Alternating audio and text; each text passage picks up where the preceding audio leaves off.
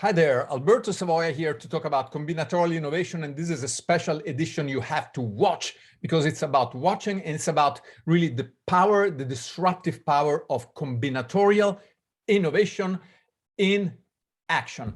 Now, you remember from my previous classes, or if you've taken my workshop, how I talked about how the watch industry that was led by this giant Rolex pretty much was devastated or really hurt when this little guy came around, the Apple Watch, right? Now it's the #1 watch seller in the world. Now, Rolex is doing fine. Other major expensive brands are doing fine, but the brands of watches selling in the $300 to $500 range were getting hammered.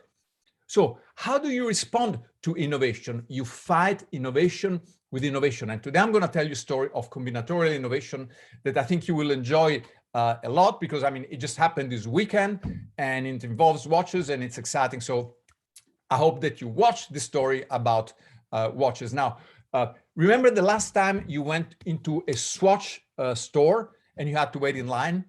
No, neither can I. In fact, the last time I went to a mall and there was a Swatch store, it was empty.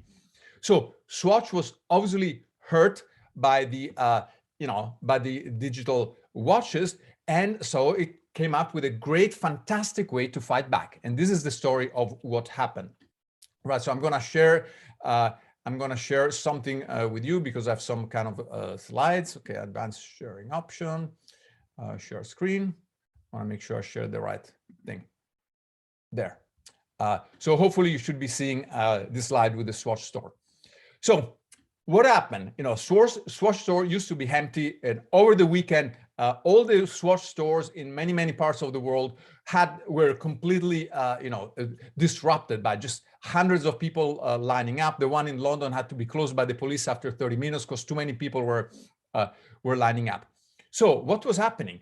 It's the power of innovation, the power of combinatorial innovation in action. Now, you remember that I talked in previous videos, in previous courses, on the power of combinatorial innovation. So quick one slide reminder, what is combinatorial innovation?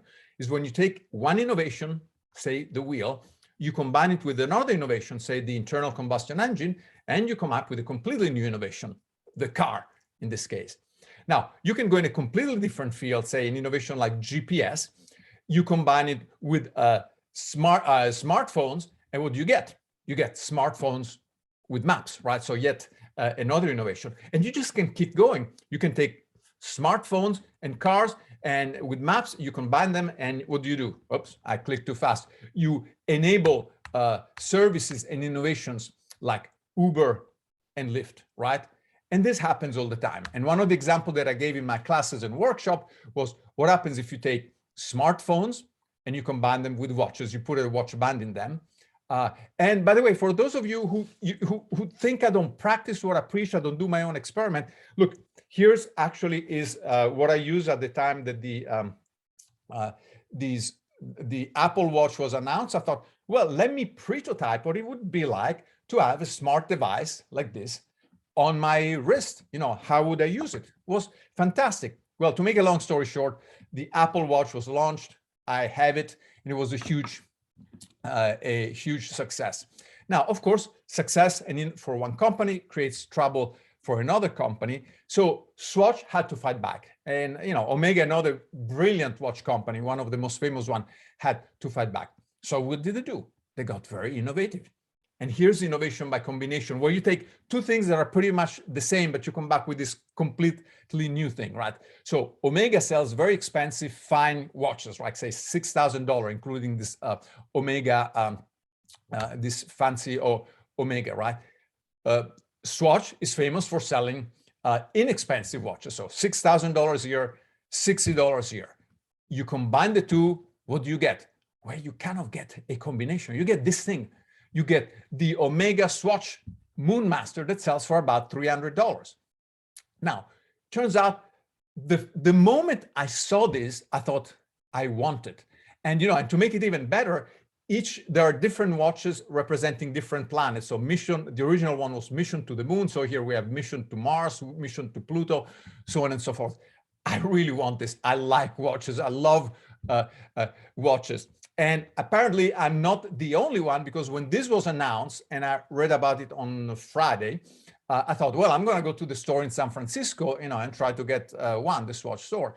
Well, I didn't get around to it, and it would have been pointless, because unless I was willing to camp out overnight, I would have had to wait in line. So it's an amazing, powerful thing, so awesome work. Remember, all innovations are combinations.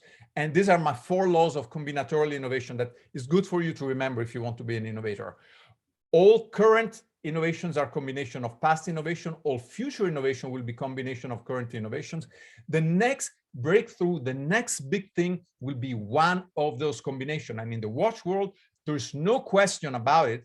I would say after the Apple Watch, this is the biggest thing that has happened in the world. And the best way to come up with one of those great innovations is to master innovation by combination. So I don't want to get too long. I would say bravo, Omega, bravo, Swatch. And I really want to keep this short because I want to go and get in line.